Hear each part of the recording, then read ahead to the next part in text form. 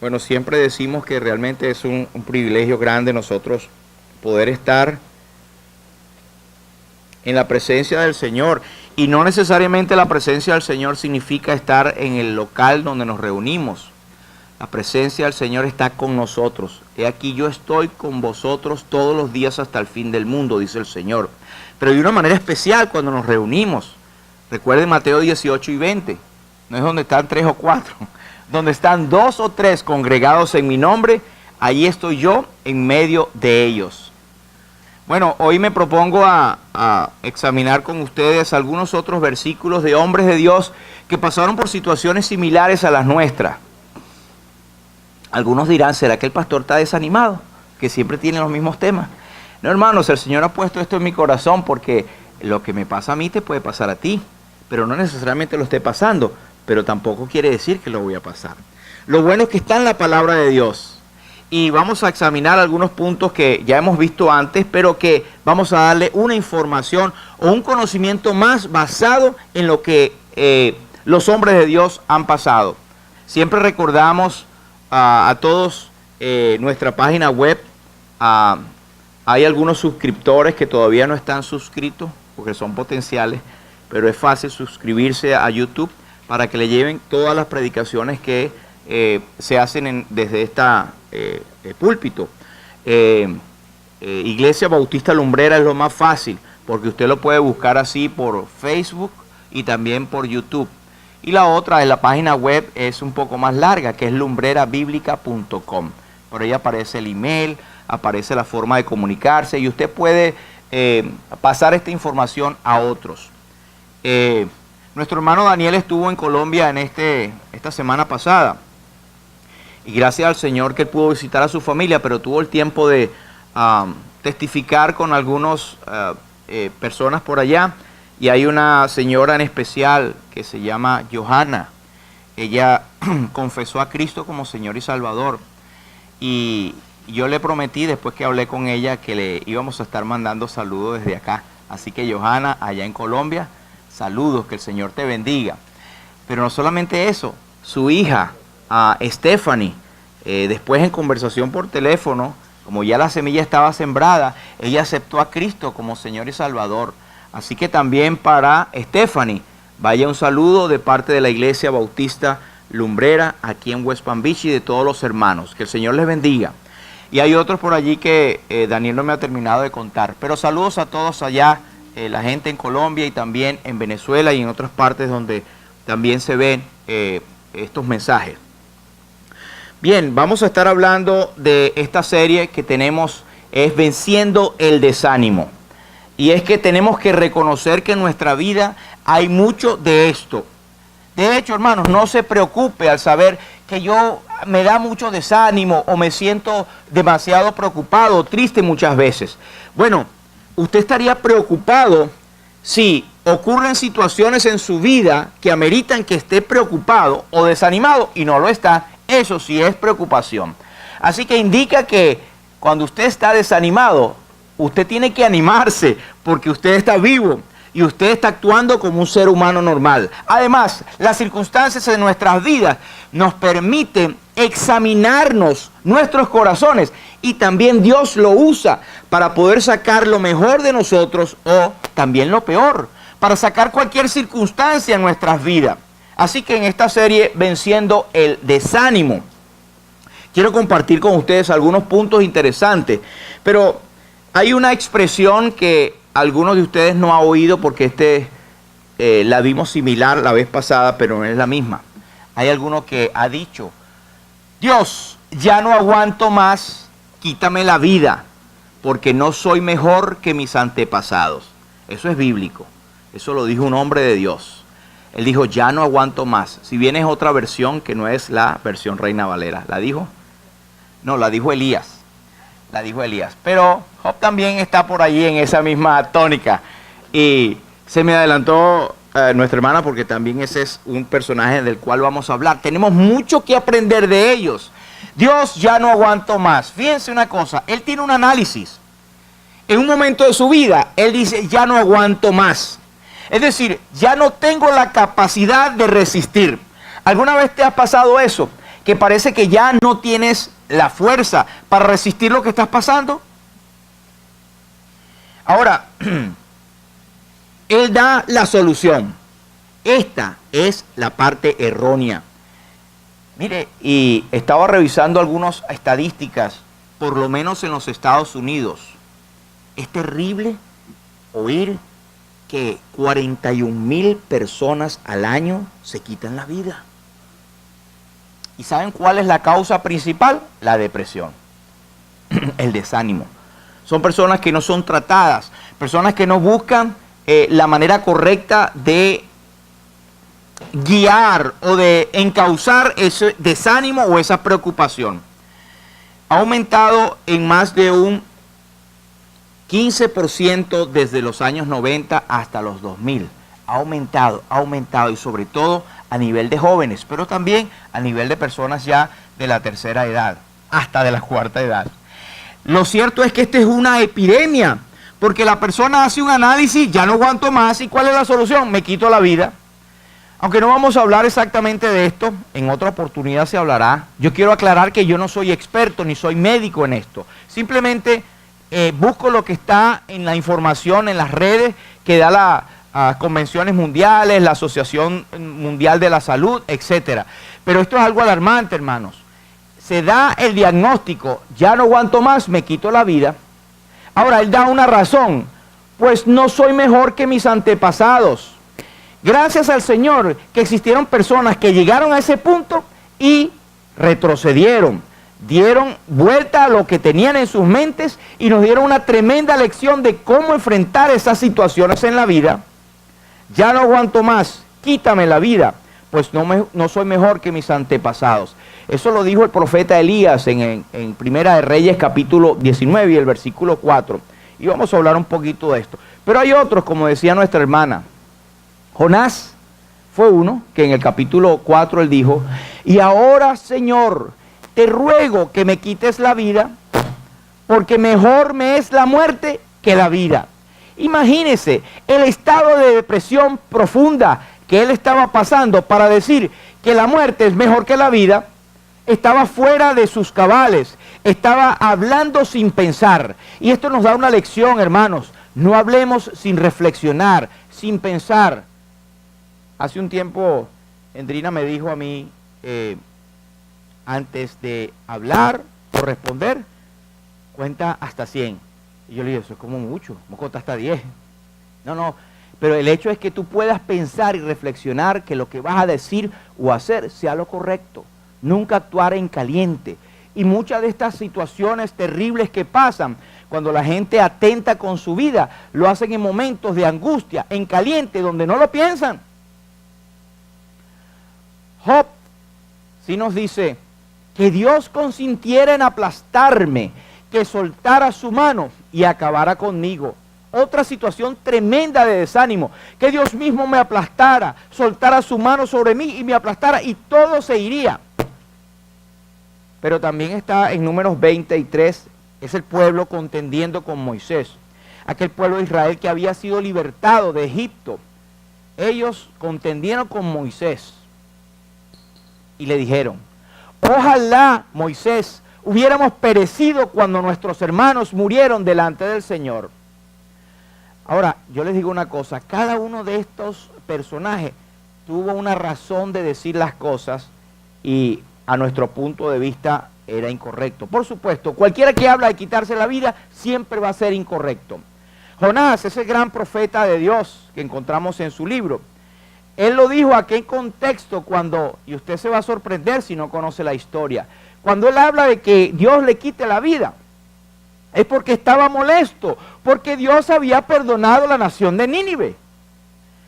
Claro, desde aquí uno evalúa y dice, qué hombre tan necio, si Dios había perdonado, ¿por qué?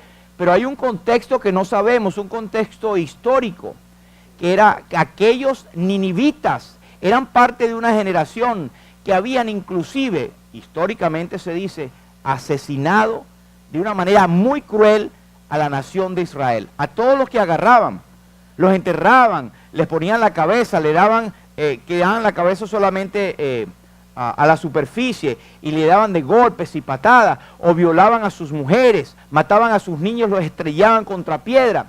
Y al parecer estos habitantes o los ascendientes de los ninivitas habían hecho esto con la familia de Jonás. Es allí una explicación del por qué él estaba tan airado, que Dios los había perdonado. Sin embargo, no tiene justificación que él deseara la muerte porque Dios le había perdonado. Job, no podemos juzgar a Job, pero Job estaba pasando por la situación más terrible que creemos que ningún ser humano ha pasado antes, excepto el Señor Jesucristo, de ser abandonado de Dios y de los hombres. Pero Job había sido probado por Dios de una manera tan fuerte que él deseaba la muerte. Repito, no podemos juzgar a los hombres que han pasado por un sufrimiento que nosotros ni siquiera tenemos idea. Pero lo que sí podemos decir es que fue incorrecto. Después él recapacitó, por supuesto. ¿Qué decimos del pueblo de Israel? Ellos contendieron contra Moisés diciendo, ojalá que hubiésemos muerto como nuestros hermanos. ¿Saben qué? Ellos, en otra parte, en Deuteronomio, nos aclara más que ellos deseaban el ajo, la carne, los pueros, toda la parte condimentada y la carne y la vida, aunque en esclavitud, pero que tenían en Egipto. Y ahora ellos estaban caminando por fe en el desierto, siendo alimentados milagrosamente desde el cielo por Dios. Y todavía se quejaban. Estos sí fueron unos necios. Ellos despreciaban la vida que Dios le estaba dando en libertad. Y se quejaban y deseaban la muerte. Pues ¿sabe qué? Muchos de ellos, si no todos, murieron en el desierto. Es decir, que se les cumplió lo que querían por necios y por mal agradecidos. Ahora, esto me lleva a nosotros, nos lleva a nosotros a pensar esto. Cuando miramos la amenaza, en vez de mirar al Señor, se nos va el gozo, tambalea la fe, la duda aparece y la desesperación nos arropa. Hermanos, esto es algo que cualquiera de nosotros puede pasar cuando miramos la amenaza. Hemos hablado antes de personas que se enfocaban en el problema y no se enfocaban en aquel que está por encima de todos los problemas, que es nuestro poderoso Dios. Ahora, pero hay ánimo, hay solución. Dice Jeremías 20:11. Mas Jehová está conmigo como poderoso gigante. Y me llama la atención esta expresión de cómo pone el profeta a Dios. Lo pone como un gigante, es decir, que está por encima de cualquier otro. Y no solamente un gigante, lo pone como poderoso. Y no solamente que es un poderoso y que es un gigante, sino que él, a los que persiguen, van a tropezar. Hay momentos, hermanos, que decimos, estas personas no me están haciendo daño. Recuerden lo que dice Pedro, que si alguno padece, no padezca como ladrón, mentiroso, homicida, pero el que padezca como cristiano, de gloria a Dios, porque está siendo partícipe de los padecimientos de Jesús. Pero cuando esto ocurre y las personas parecen que siguen su rumbo normal, no te inquietes, hermano. En algún momento Dios les va a hacer reflexionar. Pero cuando ellos se arrepientan, no seamos como Jonás, caramba, Dios le perdonaste. Pero hay gente que nos hace mal. ¿Y sabe por qué? Cuando tú tienes el Espíritu Santo, eres creyente en Cristo. Algunos dirán, no sabemos por qué, pero le tienen como fobia, rabia a los creyentes. Eso ocurre en el plano laboral, en el plano de escuela, en el plano familiar. Es más, los expulsan. Pero Dios pone en gracia muchas veces. Y aún hay momentos en que Dios empieza a mostrar su rostro de gracia para aquel que es fiel. Recordemos esto. Yo honraré a los que me honran, dice el Señor. Mantente fiel. Jehová está conmigo como poderoso gigante. Por tanto, los que me persiguen tropezarán y no prevalecerán. Es decir, que eso no va a ocurrir toda la vida y siempre. Serán avergonzados en gran manera porque no prosperarán. Tendrán perpetua confusión que jamás será olvidada. Por supuesto, esto tiene un contexto histórico en la nación de Israel en ese momento del profeta Jeremías, pero aplica perfectamente a nosotros. Ahora quiero con esto, hermanos, ir con ustedes a Primera de Reyes, y está aquí en la pantalla. Primera de Reyes, capítulo 19, del versículo 1 hasta el 4. Y vamos a ver aquí algunas cosas interesantes. Yo les voy a pedir, por favor, que nos pongamos de pie en esta lectura para dar honra a la palabra de Dios. La palabra de Dios en Primera de Reyes, capítulo 19, primer libro de Reyes, capítulo 19, desde el versículo 1. Dice así la palabra de Dios. Acab dio a Jezabel la nueva de todo lo que Elías había hecho y de cómo había matado a espada a todos los profetas. Entonces envió Jezabel a Elías un mensajero diciendo: así me hagan los dioses y aún me añadan, si mañana a estas horas yo no he puesto tu persona como la de uno de ellos. Viendo pues el peligro, se levantó y se fue para salvar su vida, y vino a Beerseba, que está en Judá, y dejó allí a su criado. Y él se fue por el desierto un día de camino, y vino y se sentó debajo de un enebro, que es un árbol frondoso, y deseando morirse dijo: basta ya, oh Jehová, quítame la vida, pues no soy yo mejor que mis padres. Hasta aquí por el momento. Que el Señor bendiga su palabra. Podemos sentarnos. Gracias. Esta es una etapa en la vida del profeta que es uno de los más conocidos en la Biblia. Pero este hombre tuvo un momento que a nosotros nos sorprende. Este momento en que él, después de haber tenido una tremenda victoria, porque en el capítulo 18, en el anterior, él había tenido el reto con aquellos 450 profetas de Baal, que adoraban a Baal, a un dios, a una imagen. Y la nación de Israel había caído en esa idolatría con Acab, que era el rey perverso de Israel, pero que tenía una esposa que se llamaba Jezabel. Esta esposa ejercía una influencia demasiado grande sobre su esposo, y de paso era una mujer perversa. Era una práctica que no era común cuando la reina influenciaba directamente en los asuntos del rey. Este es un ejemplo de lo que no debería ser. Una mujer que tenía un espíritu de contienda, una mujer que había mandado asesinar a los profetas que quedaban en la nación de Israel. No tenía ni quería nada que ver con las cosas de Dios, del verdadero Dios de Israel. Y había inclinado a su marido, que era como un maniquí, ella manejaba a su antojo, a un títere, quise decir, gracias hermano. Manejaba a su antojo para hacer lo que ella pensaba que debía hacerse correctamente. Para Elías era un dolor de corazón. Era uno de los pocos profetas que quedaban, pero había muchos. Una vez uno de los siervos se llamaba Ocosías, siervos de este rey Acab, que no sabemos por qué era un hombre tan temeroso delante de Dios, podía trabajar para un rey así. Pero este hombre, Ocosías, una vez ocultó a 100 profetas para que no los mataran. Así que era un hombre temeroso de Dios. Pero esto es parte de la historia. Lo que vemos acá es que Acab dio a Jezabel la nueva de todo. Como un muchachito, el rey, el que debería tener los pantalones puestos, fue a la mujer: mira, ¿sabes lo que pasó? Elías allá mató a todos los 450 profetas de Baal. ¿Qué te parece? ¿Qué podemos hacer? Y él le dijo cómo había matado a espada a todos los profetas.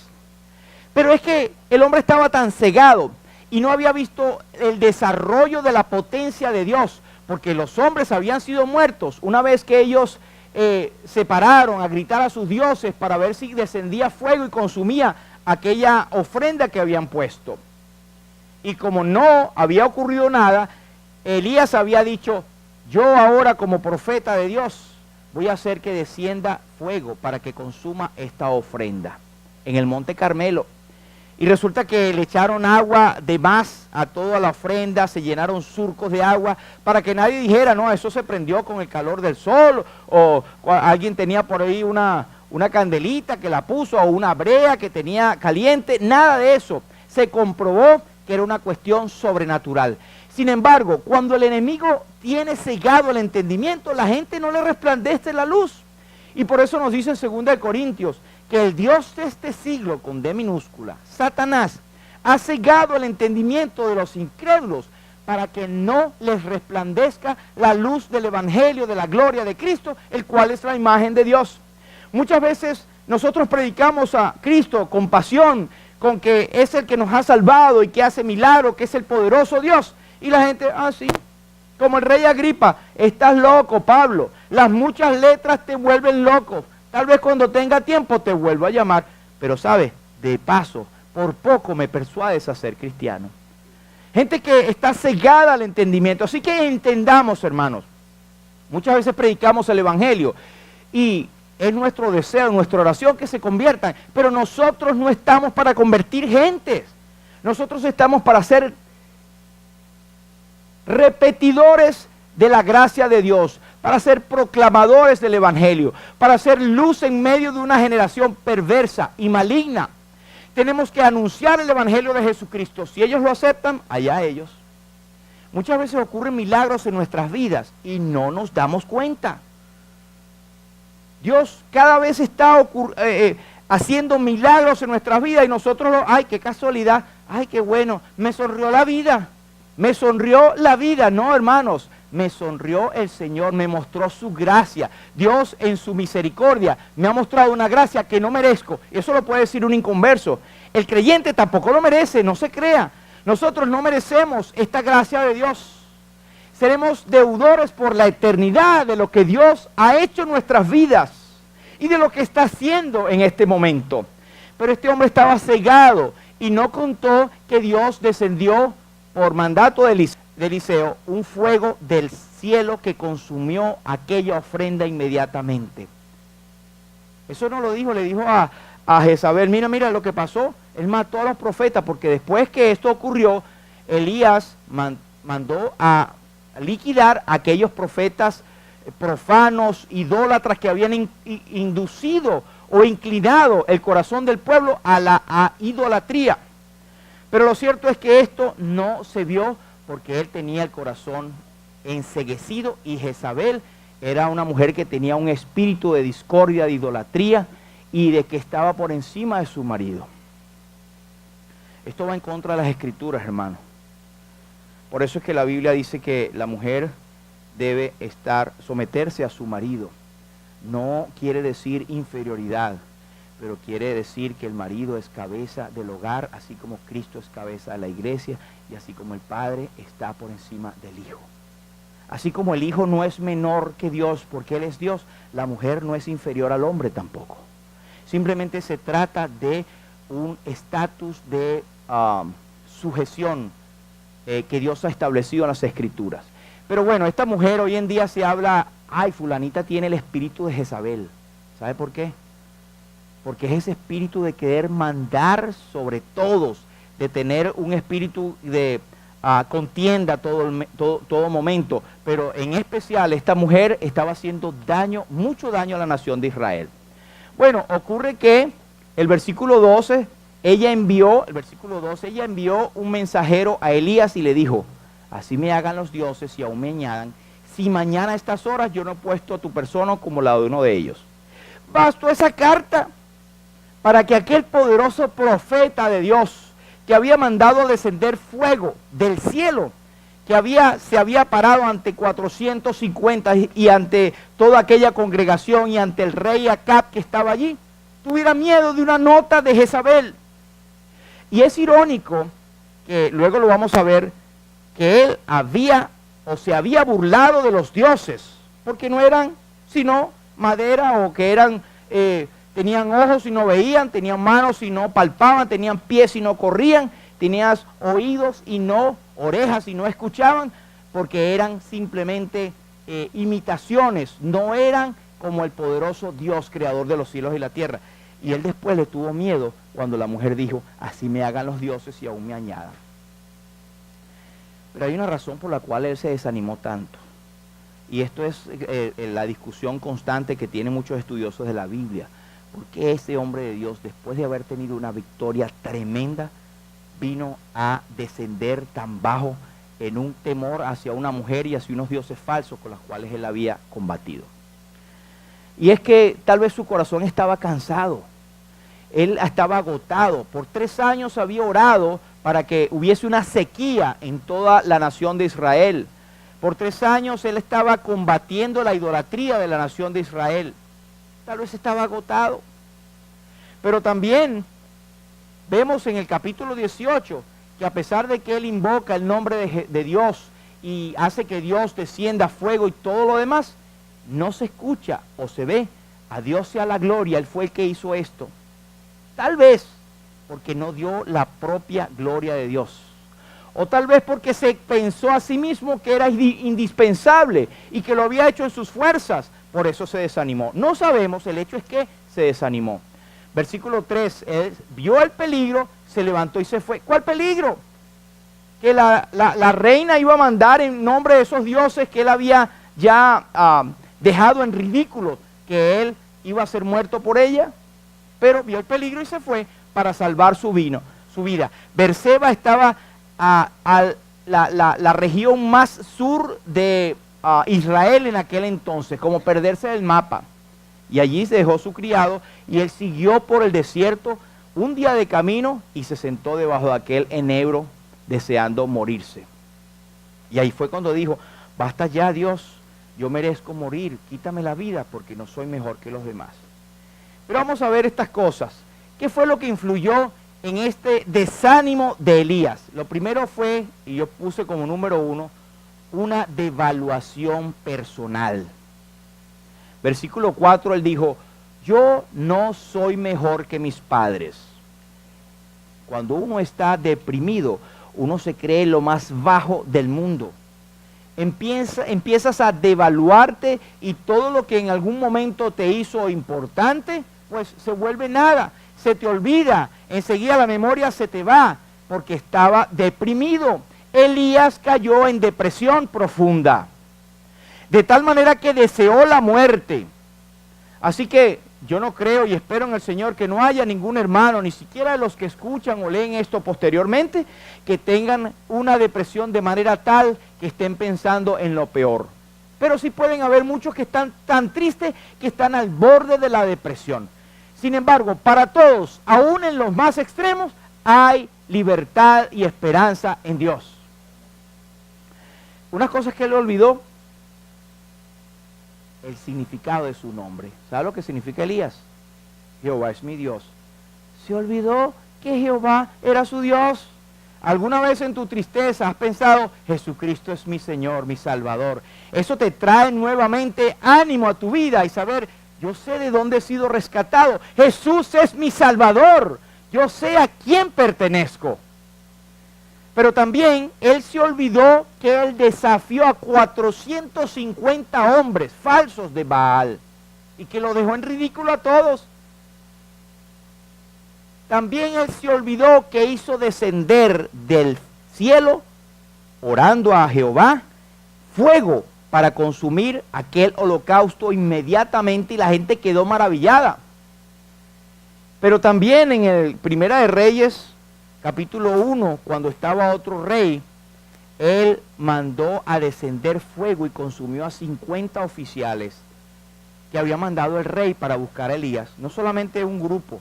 El segundo grupo también envió al rey y él hizo descender y dijo: si yo no soy profeta de Jehová, que sean consumidos ustedes inmediatamente, y fueron consumidos.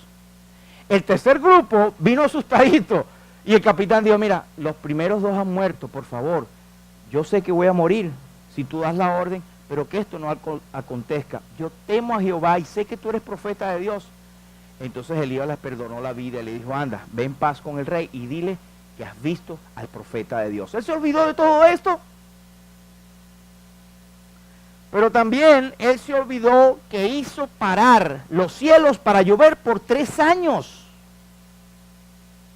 Él se olvidó que había sido alimentado milagrosamente por cuervos. Cuando había una hambruna en Israel y no había descendido agua, él estaba escondido en arroyos por allí y los cuervos venían y lo alimentaban milagrosamente, le traían pan. De esto él se olvidó también. Pero él también se olvidó de aquel milagro con la viuda de Sarepta de Sidón, cuando aquella hambruna que hizo multiplicar la harina y el aceite y en ningún momento faltó mientras él estuvo en esa casa. Cada vez la mujer sacaba de la harina del mismo tarro y también el aceite. Era algo milagroso. Él se olvidó de eso. Pero también se había olvidado que el niño de la viuda de Sarepta de Sidón había muerto y él lo revivió con el poder de Dios. Caramba, tantos milagros en la vida. Hermanos, hay milagros en la vida que Dios ha hecho por ti. Es más, el levantarte en la mañana y tener vida ya es un milagro. Que estés trabajando es un milagro. Que tengas un hogar es un milagro. Que puedas tus funciones normales estar a tono es un milagro.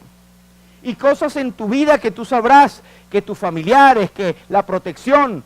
Estaba pensando en esta última tragedia con este puente. Hubo personas, hay algunos que pasan por acá. Hasta mi hijo estuvo por allí, cerca de Sweetwater, donde este puente cayó. Hubo uno que es un amigo que ha asistido acá a esta iglesia, que él había pasado 3 veces en la mañana por debajo del puente. Y hay un video por allí donde está un camión que tomó el video cuando estaban los carros, se puso semáforo en verde y pasaron, y aquellos que estaban específicamente en ese lugar fueron aplastados. Muchos muertos. Otros quedaron, bueno, que cayó en el capó y lograron escapar, pero otros que lamentablemente quedaron adentro y no hubo advertencia. No hubo ningún tipo de advertencia. Ahora, esto me recuerda del Salmo 103, cuando dice: bendice alma mía al Señor, bendiga todo mi ser su santo nombre. Y entre una de las cosas él dice: porque él libra del hoyo mi vida. Había un carro, ustedes no sé si lo han notado, en estas fotos y videos, que el carro tenía el famoso pescadito que es el símbolo del cristiano. Estaba aplastado en el capó y las personas quedaron vivas. Yo no estoy diciendo que solamente los cristianos quedaron vivos allí, porque el Señor a todos nos tiene contado su hora. Pero ¿cuántas veces Dios nos te ha librado? ¿Cuántas veces en cualquier momento Dios te ha apartado y ha librado del hoyo tu vida? Es más, te ha coronado de favores, de modo que te rejuvenezcas como el águila. Y se nos olvida y nos desanimamos. Hermanos, y por esto esta es la palabra, es para ti y para mí. Son muchas las cosas que Dios ha hecho para nuestra vida, para que estemos desanimados. Por eso cantábamos o citábamos el himno la vez pasada: cuando tempestades hay alrededor, cuando creas ya perdida tu felicidad, cuenta las riquezas que tienes alrededor y de las tinieblas nacerá la luz. Son muchas las cosas que tenemos para contar. Amén. Al final, él fue arrebatado al cielo en un torbellino. Hay otro allí que pasó cuando él tocó con su manto el río y se dividió en dos. Todos los milagros que él hizo. Y Elías se olvidó de eso en un segundo.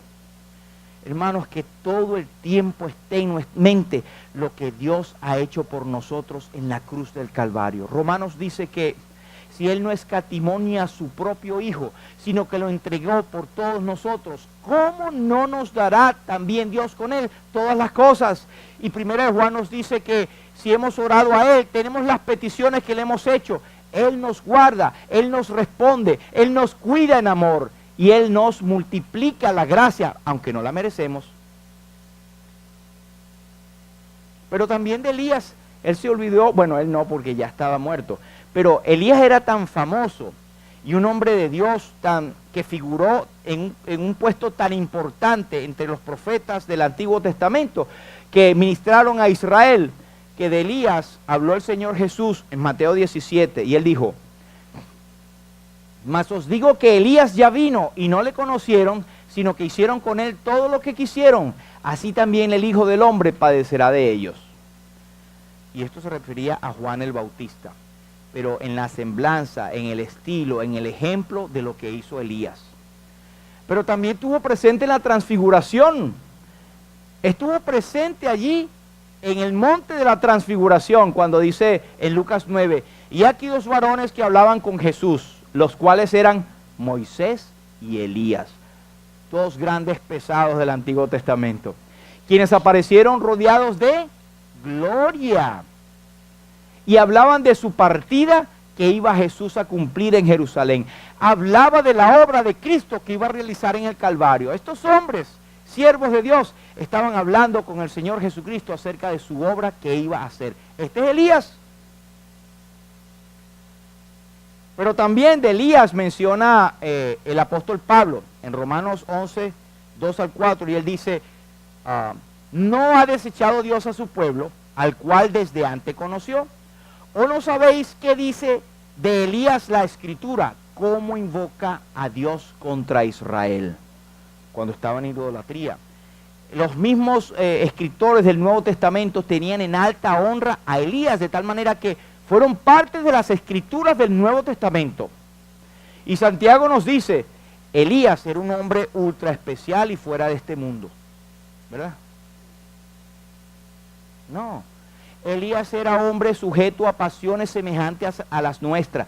No pensemos que eran hombres que son sobrenaturales. Eran hombres como tú y yo, personas, seres humanos con todas las necesidades y pasiones. Sin embargo, eran hombres que oraron fervientemente para cumplir la voluntad de Dios y fue cumplida en sus tiempos. Pero ¿qué de nosotros, mis amados? Mateo 6 y 26 nos dice, mirad las aves del cielo, que no siembran, ni ciegan, ni recogen en graneros, y vuestro Padre Celestial las alimenta. ¿No valéis vosotros mucho más que ellas? Si Elías era importante, y él olvidó todo eso en un momento, a nosotros se nos recuerda que valemos mucho más que cualquier criatura que Dios haya hecho aparte del hombre. Valemos muchísimo. Nuestro Padre nos alimenta y cuida de nosotros. Es más, pagó un precio altísimo, el precio de la vida de su Hijo y su sangre preciosa para rescatarnos. ¿Cuánto no valemos nosotros? Así que cuando piensas, ay, ya no valgo nada, yo no sirvo para nada. Un momentico, sirves tanto y vales tanto que Dios te amó de tal manera que entregó a su Hijo por ti. Pero tengamos cuidado, hermanos, es decir, nos queremos por encima de los demás. Y este pensamiento también es incorrecto. Mire lo que dice el apóstol en Romanos, en la versión, la Biblia para todos. Dice, en virtud del don que me ha sido otorgado, me dirijo a todos y a cada uno de vosotros, para que a nadie se le suban los humos a la cabeza, sino que cada uno se estime en lo justo, conforme al grado de fe que Dios le ha concedido. Eso es para querer o creerse más que los demás, está por encima, mirar por los hombros. No, hermanos, la Reina Valera dice que cada quien piense de sí mismo, no más de lo que Dios le ha establecido. La medida conforme a la medida de fe. Valemos mucho, pero tenemos el mismo valor delante de Dios. Yo sé que hay expresiones que uno dice, no, Dios me tiene un cariño especial porque me ha hecho esto y el otro. Y podemos, digamos, expresarnos de esta forma porque Dios es nuestro Padre.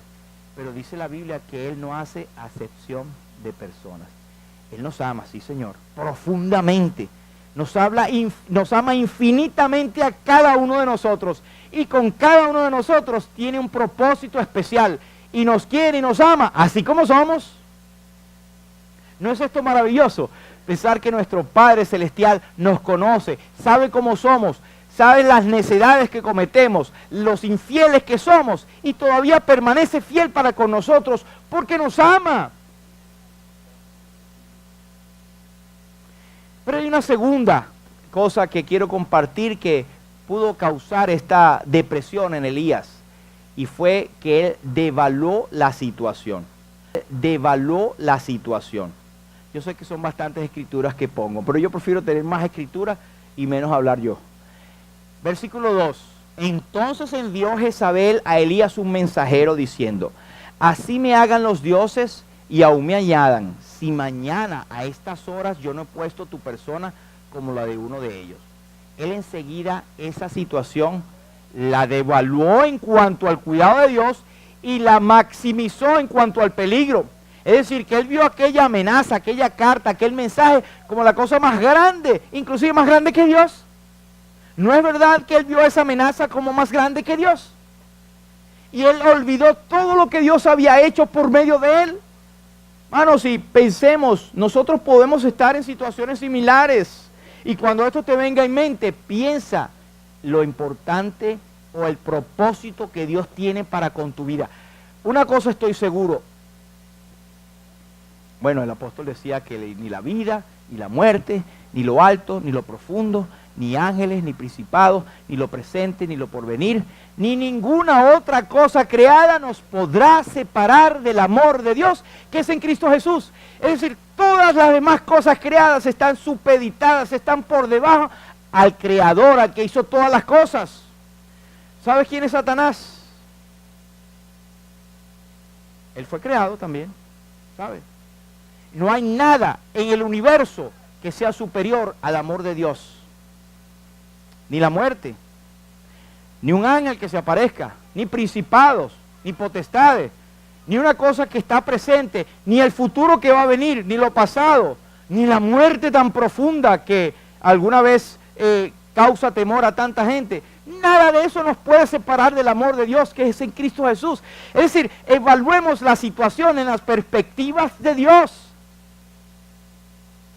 Pero ¿qué olvidaba Elías en el versículo de este versículo 2? Vemos en el capítulo 18 que él olvidaba esto. Versículo 26. Ellos, los profetas, invocaron el nombre de Baal desde la mañana hasta el mediodía diciendo: Baal, respóndenos. Pero no había ¿qué? Voz ni quien respondiese.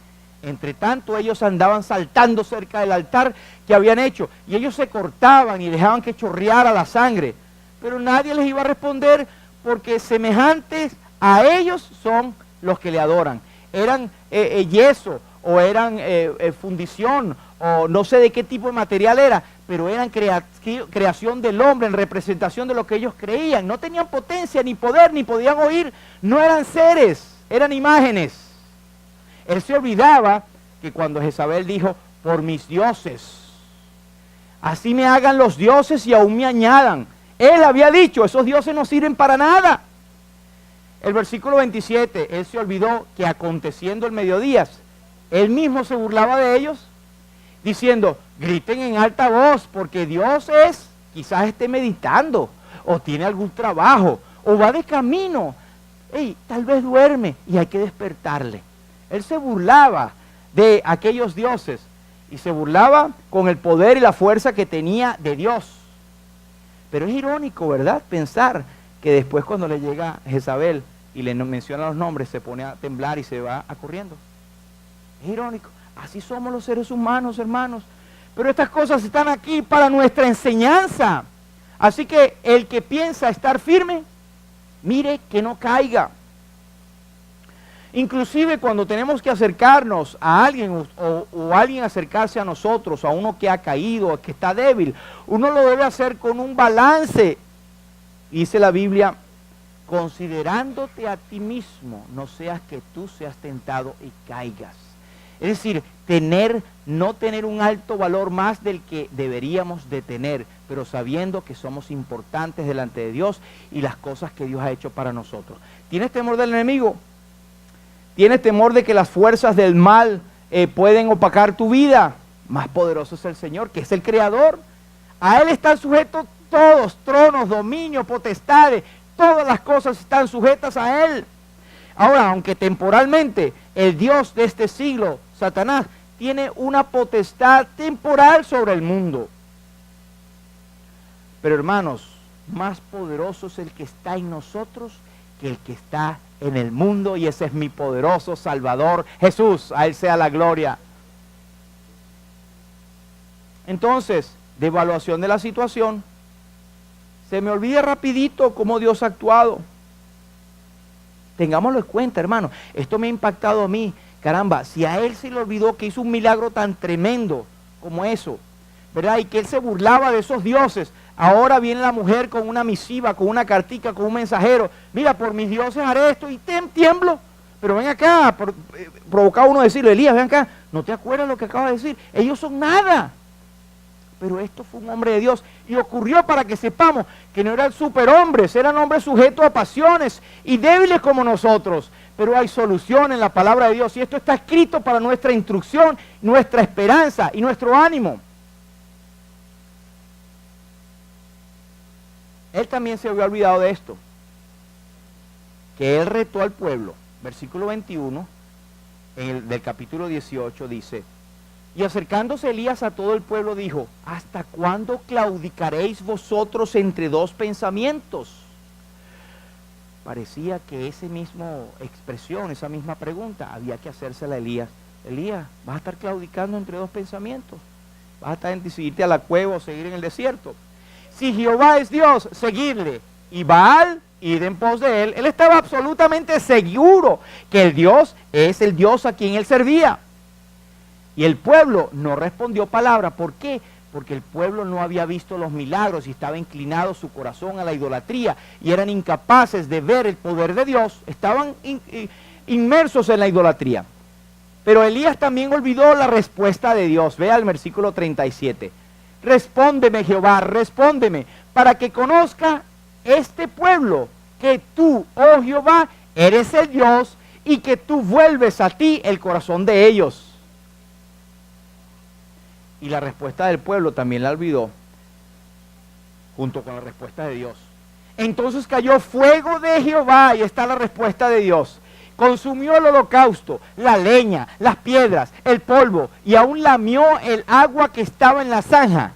Y la respuesta del pueblo. Viendo todo el pueblo, se postraron y dijeron: Jehová es el Dios, Jehová es el Dios.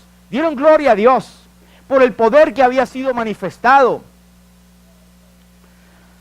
Mire, me hace recordar la parábola de el rico y Lázaro, cuando los dos murieron, que Lázaro fue llevado al seno de Abraham, es decir, a la presencia de Dios. Y aquel rico murió y en el Hades alzó sus ojos estando en tormentos y vio de lejos a Abraham y a Lázaro en sus senos y dijo: Padre Abraham, envía a Lázaro para que moje la punta de su dedo en agua y refresque mi lengua, porque estoy atormentado en esta llama. Y Padre Abraham le responde a Moisés: no, hijo, porque una gran cima está puesta entre ustedes y nosotros, y los que quieren pasar de aquí a allá no pueden, ni de allá pasar para acá, etc. Entonces aquel dijo: oh Padre, pero entonces envía a alguien para que le predique a mis hermanos, a fin de que no vengan ellos también a este lugar de tormento. Un muerto pidiendo en la condenación. Muerto en el sentido de separado de Dios. Y Dios, representado por el seno de Abraham, le dijo: Abraham y a los profetas tienen. Os digo que no creerán, aunque alguno se levantase de los muertos.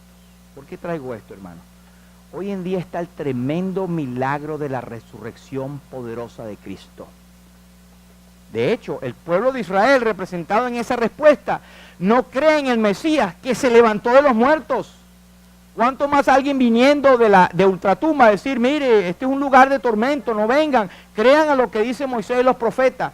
Hoy en día nosotros proclamamos: crean en lo que dice la Biblia acerca de Jesucristo. En ningún otro hay salvación, porque no hay otro nombre debajo del cielo dado a los hombres en el cual podamos ser salvos. Y este es el evangelio, que Cristo murió por nuestros pecados, que fue sepultado y que resucitó al tercer día conforme a las Escrituras. El que en él cree tiene vida eterna, pero el que rehúsa creer en el Hijo, el que desobedece al Hijo, no verá la vida, sino que la ira de Dios está sobre él. ¿Crees esto? Pregúntale al mundo. Sí, los evangélicos. Sí, el mensaje de la Biblia. Pero Dios hizo ya la obra por ti, murió en el Calvario, resucitó, y ese es el hecho mejor probado en la historia. Sí, pero yo prefiero vivir mi vida. Tengo derecho a vivir mi vida tranquilamente. Bueno, lamentablemente nuestra responsabilidad llega hasta ahí porque no podemos convertir a alguien. Pero lo que quiero decir, hermano, es que los milagros están allí y para el inconverso es como que están cegados. Cristo se levantó de los muertos. Es la noticia más poderosa que existe hoy en día y la gente es indiferente. Ahora no te vayas muy lejos. Nosotros mismos tenemos la mejor noticia, somos portavoces y portadores de la noticia más grande, el Evangelio de Jesucristo. Y aún dudamos y nos ponemos tristes. Ya me siguen la perspectiva que les quiero llegar.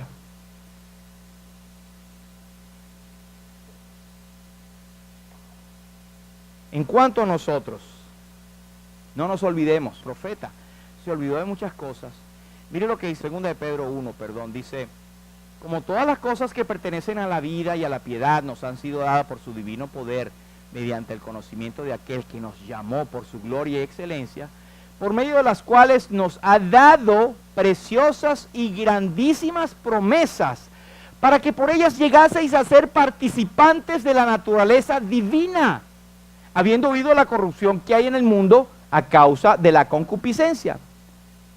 Todo lo que nos ha dado, hermanos, nos ha dado todo lo que pertenece a la vida y a la piedad, la vida eterna, por su divino poder, nos ha dado conocimiento por su excelencia, nos ha dado preciosas y grandísimas promesas.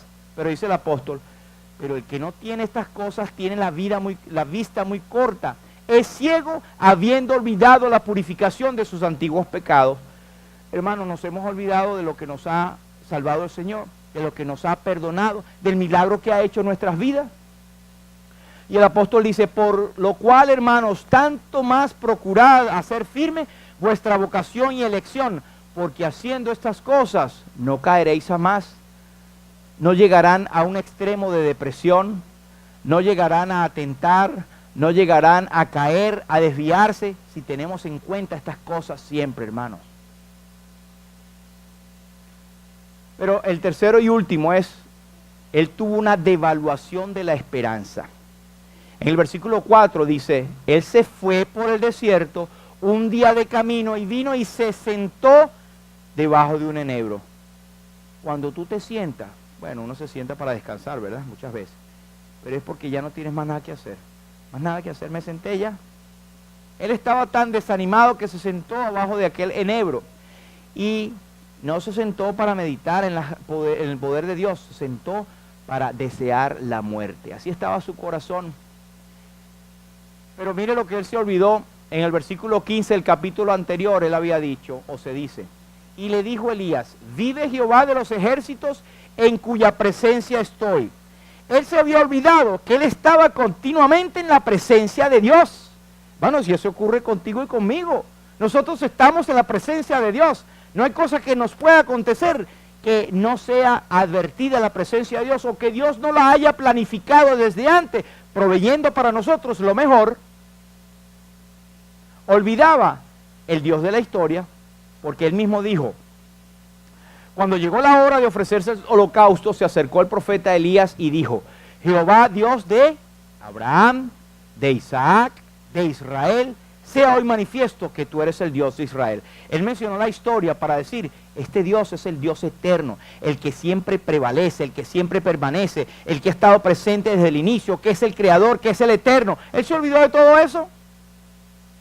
Él olvidaba que era el siervo de Dios, porque él decía, y que yo soy tu siervo, y que por tu mandato tuyo he hecho todas estas cosas. Toda la secuencia de situaciones que él olvidó, hermanos.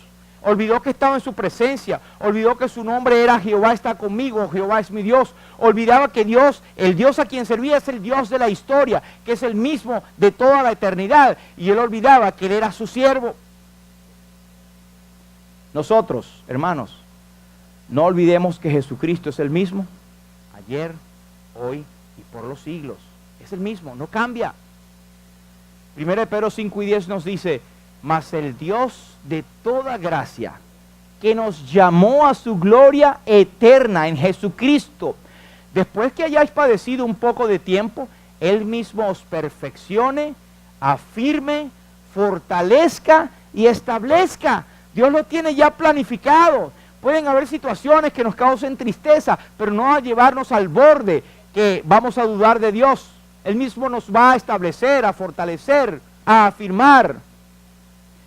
No olvidemos que Mateo 28:20, Él dijo, yo estoy con vosotros todos los días hasta el fin del mundo. Hermanos, si estas cosas no estuvieran aquí, caramba, yo hubiese desmayado, y no sé tú. Por eso dice el salmista, hubiera yo desmayado si no creyese que veré la bondad de Jehová en tierra de los vivientes. Dios está con nosotros, hermanos, Dios está contigo.